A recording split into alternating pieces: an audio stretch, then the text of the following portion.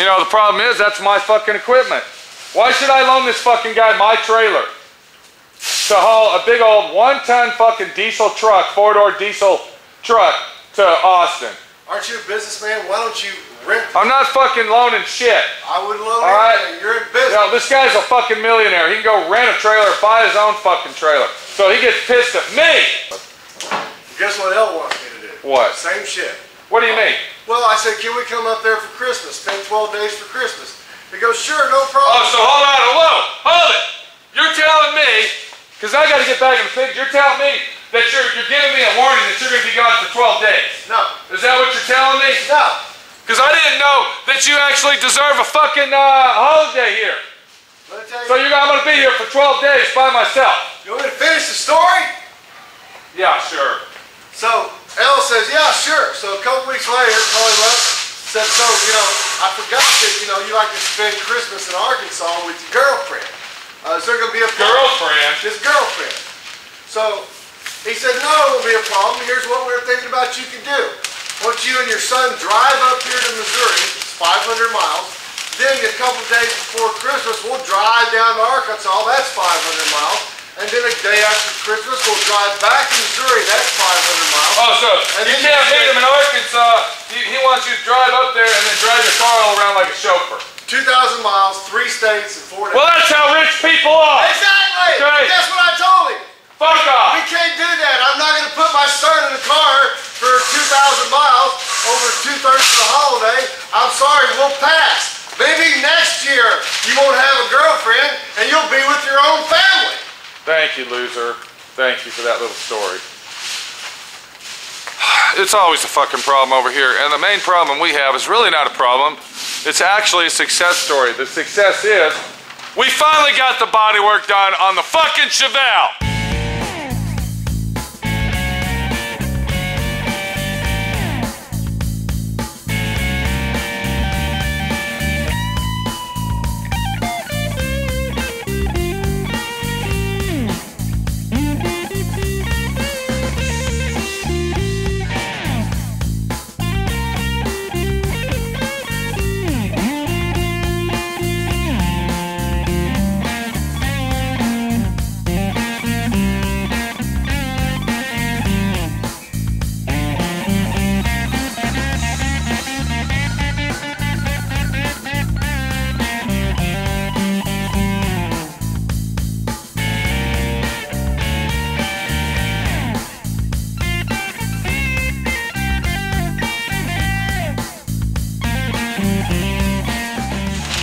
So working on Sunday really gave me the advantage so we can get it done. And that's the deal it is right now. I'm not doing any more body work. I'm not fucking doing it. It's done. This thing's like a concourse restoration style bodywork fucking situation going on here.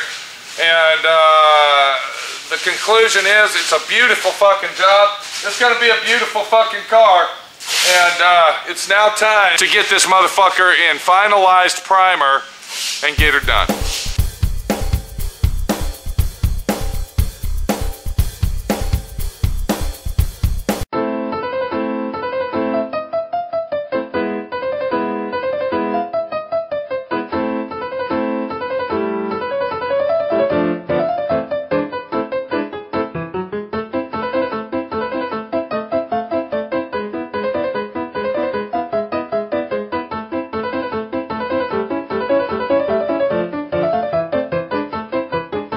Alright, we finally got the car taped off, ready to go. Weekly Loser went ahead and dusted it down.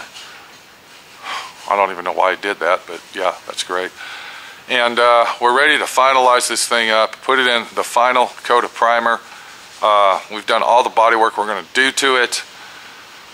We've done a lot of work to this thing. It's been an uphill climb since the day it rolled into my shop, and we're not even at the top of the hill yet. We still got insides of doors and door jambs to fucking prep up, because once all that's done, then we can finally say we have made it to the top of the fucking hill, and it's now time to roll the coaster down and take the easy side all the way down to the bottom of the hill, from the top of the hill down, and make our lives a lot easier. getting this thing off of my property and back to New Jersey where it belongs.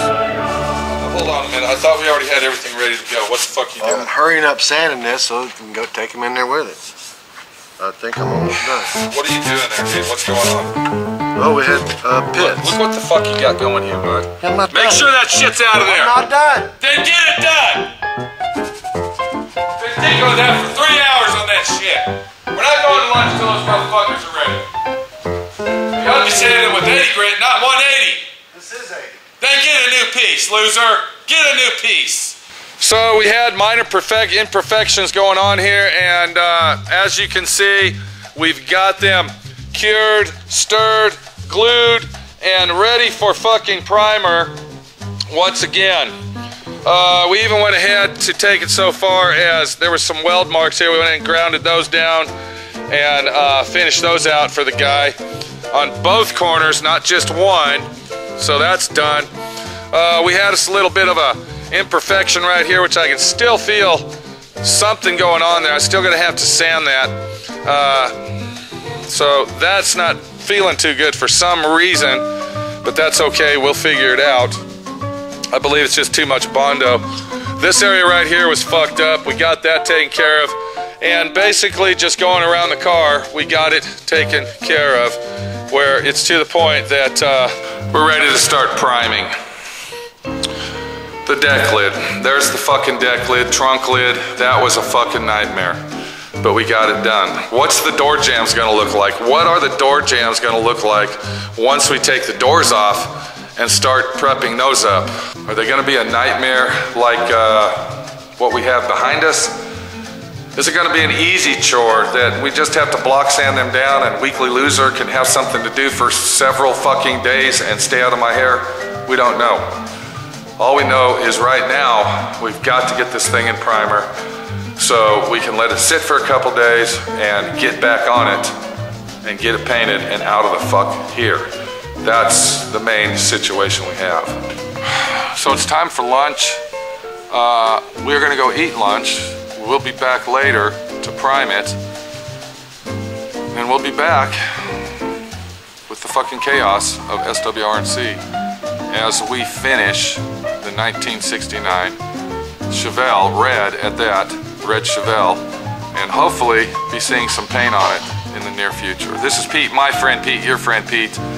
Not just showing you how to work on something, not just showing you how to use a block sander, not just showing you how to use a hammer and a dolly, but showing you that the trials and tribulations of life are always going to be in front of your face.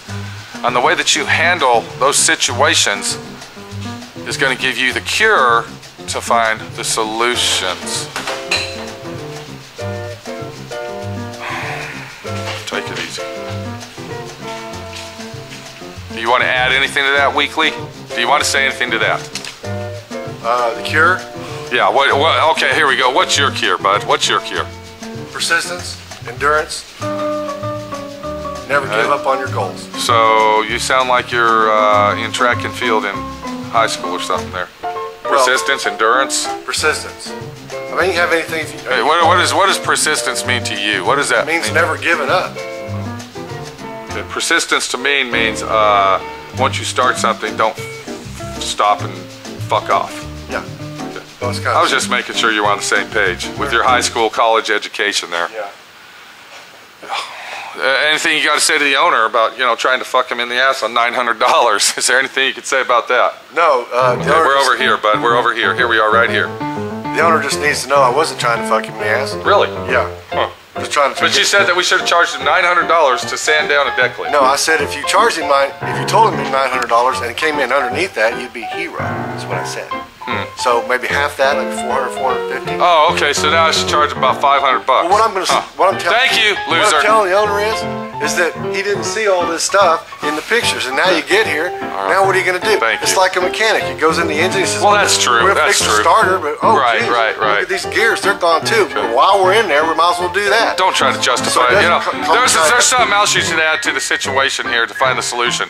Justify everything that somebody asks you or does, and justify the conversation to make it sound like you're in the right and the other guy's in the wrong. Absolutely. Yeah. Thank you. Yeah.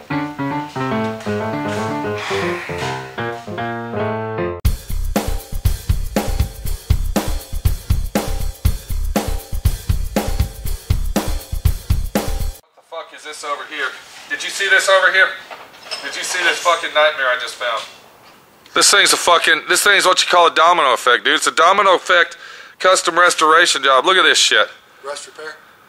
I don't know what the fuck happened. It looks like somebody fucking cut it out and put a piece in. Yeah. Loser. Shouldn't even grind it down or do anything. So what's your angle on that? Now that we found that item, I mean, should I keep it in the same ballpark figure or should I charge it more money? Well, is the door panel going to cover it? I didn't see that. I didn't see it. The decision's his, not yours. You need to let him know what's there. It's his? It's his decision. Do you So want? what are you talking about? Does he want to pay for you to fix that or leave it alone? Oh, just leave it alone like it is? Yeah, it's up to him. So you don't think that being a human being in the world, we should just go ahead, since it's probably only going to take about an hour to clean that up, go ahead and just do it for him? You don't think we have to do that? Well, if you're not going to charge him enough, just go ahead and do it then. So what would you do in a situation like, I mean, should I go ahead and fix it for free for him since we're doing a Fix it for free. What, are you smoking crack again? No. No, we don't So you're fix telling me I ought to call this guy up and say, hey dude, I found a problem. What would you charge for something like that, weekly loser? Being in a fucking college angle of degree that you are, what would you charge? Well, what are we going to do to it? Well, I gotta grind it down. I'm probably gonna have to smear it with some Evercoat blue stuff and, do a little bit of final finesse bodywork to it at least. That's gonna take about 2 or 3 hours. Oh, I'd say it's about a $160 job. 160? Yeah. Okay, your angle on business relationship is making money. Is fucking sucking dicks. Making money. No. All right, I gave him a price. We got to go with what we got. Well, your 30 years experience, is that worth anything to you? Anything at all? Sir. Thank you. Because it needs to be. Thank you. What I'm trying to teach everybody out here is this is compassionate business relationship. When you give a guy a price and you tell him this is how it's going to be, you need to stick to your guns and do what you got to do. If you lose money on the job, that's your fucking problem. I gave him a price basically sight unseen, and that's the deal. We're still going to do him a good fucking job. So basically what started out to be a scuff and paint job has turned out to be an on-frame restoration. I'm just going to be honest with you. I'm not going to bullshit. I'm not going to lie. I'm not going to beat around the bush. Let's look at these fenders. Let's see how these motherfuckers look inside, and what do we got to do to fix these bitches? Should I go to the extreme of fixing all this? This is the inside of the fender that we're looking at. If you can see right here, you can see where it's a little bit of rot and rust going on. And then of course you see the surface rust throughout the fender itself. I see the bottom of this fender where they replaced a fender bottom. If you look right there, you can see that. So these fenders have had work on them. Let's look at the other fender and see what it's got. And if you look inside this fender, this one's actually worse than the fender I just showed you. You can see that the surface rust is just very, very thick and very highly contagious and getting worse by the minute on that fender. So should I leave that fender, leave the fenders like they are and just go ahead and paint it and then throw it all together and say, here's your car, I'm done with it? You can only take it so far for the money that the person's paying you. I'm going to have to agree with Weekly Loser on that. But on the other hand, you got to do a good job. What the situation is on our fenders is that we're going to have to contact Big Paw. We're going to have to see what he wants to do about that. What I would do with it, I would clean the inside of the fenders up and then go ahead and apply some Port 15 to it, which is this stuff right here. Now what this is a, you paint it directly over rust and it converts the rust into a very hard, hammer hard finish that will convert it to a primer, you might call, or a finished product. When you're dealing with a car like this, it's very, very fucking, you get the fucking picture. We've gone over it and over it and over it. We gotta say it again. Alright? It's a restoration job. It's gonna be a beautiful restoration job. And it's gonna be a nice restoration job. So let's get the door jambs done and let's get this car in gear. We got a lot of block sand to do, a lot of wet sand, and a lot of buffing, a lot of painting. We got a lot to do. We're almost to the top of the hill on this bitch. We're almost up there on the top of the fucking hill and getting higher and higher as we climb. I think once we get the door jambs painted and then the cowling on this car and the inside of the fenders and the inside of the doors where we can go ahead and hang all that back on here, I think we will actually be at the top of the mountain and gliding our way to the bottom. It's a cocksucker. It's a son of a bitch motherfucking cocksucker's what it is, because it's a son of a bitch. It's like a fucking bastard. What we're doing is we are mixing our paint. Now I got 2 gallons of paint here to paint this car because it's an inside-out job and it usually takes twice as much paint to do it. And if it doesn't, then, you know, more power to me. I get some leftover fucking paint after we give Big Paw some paint for touch-up. It's very important to make sure that you mix your paint up thoroughly. That means that you take this paint and mix it with this paint. That way it's all the same. Even though one guy mixed it, we want to make sure that it's all mixed together as one component. So basically we're just mixing it up, we're throwing it together, and we're making it one color. So before we put any paint on, the first thing we need to do is go ahead and spray our sealer on the door jambs and everything else that we're painting.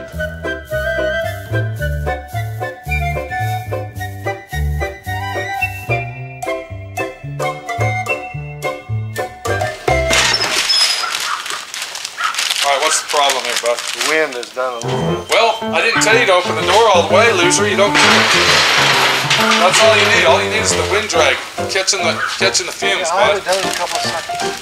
Okay. Make sure that's taped real tight. Look, I see where it's coming across there. Sometimes it's better to pull it down and put brand new tape across there and tape it to the. I got it. I don't give a fuck what you do. I don't want no fucking paint on the fucking black.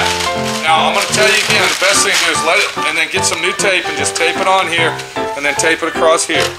Should I get some new tape and tape it across there? Don't be a smart ass. Alright. How's our door jambs looking? Did you wipe everything off? Everything's wiped out. Alright, it finally looks good after all day of sanding that, because my friend Pete had to come over here and take over and give you a little lesson on how to block sand, dry block sand. So now, yeah, I know it's good to go because I don't have to check it because I fucking did it.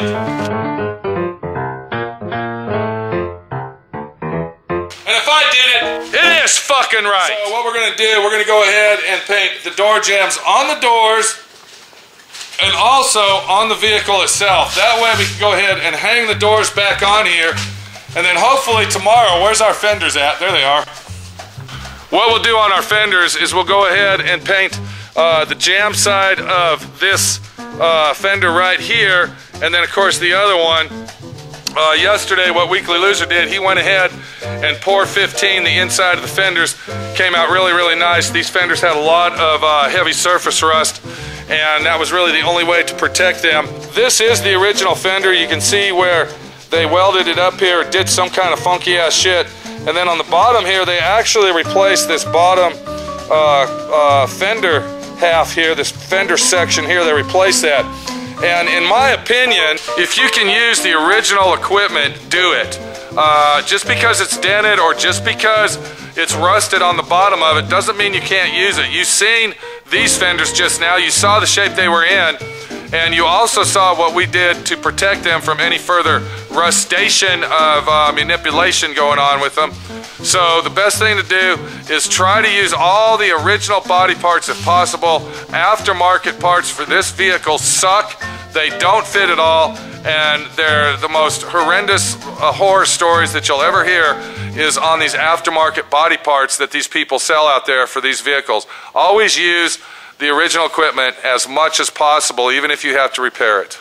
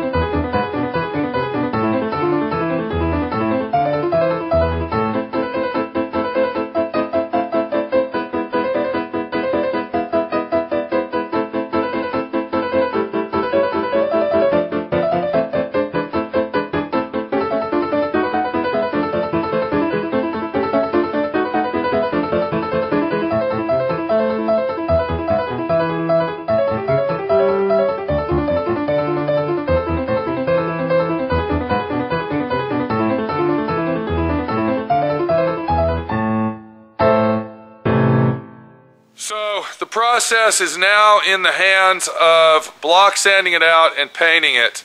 We'll go ahead and hang the doors back on there. We'll go ahead and put all of the doors together. We still got to paint the dash inside the car. That's going to be a big job because we got a big tape-off job to do on that with the interior installed. But we'll get her done and we'll do it right because that's the only way to do it. Fuck the spray paint, fuck the cheap paint, fuck all this bullshit cheap crap. If you're gonna lose your fucking ass, you might as well take it all the way and do the job right and make sure that the customer's happy in the process. This is Pete, my friend Pete, your friend Pete. I'm going home. It's late. I've been here since 4:45 this morning and it's done. It's painted. It's now time to move on to getting the rest of it painted. Take it easy. We'll see you later. And I hope that everybody out there is enjoying this little video series of the muscle car restoration. And follow along and learn from the experience, and also take the experience that you learned and put it to use. We'll see you later.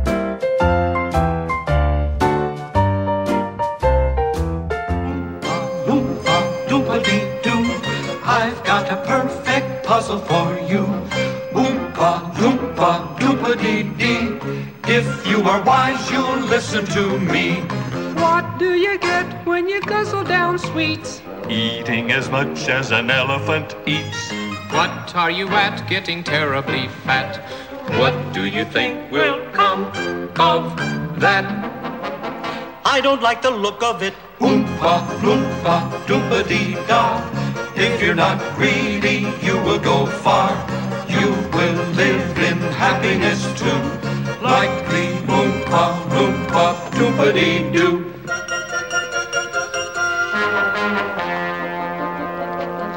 Doompa-dee-doo.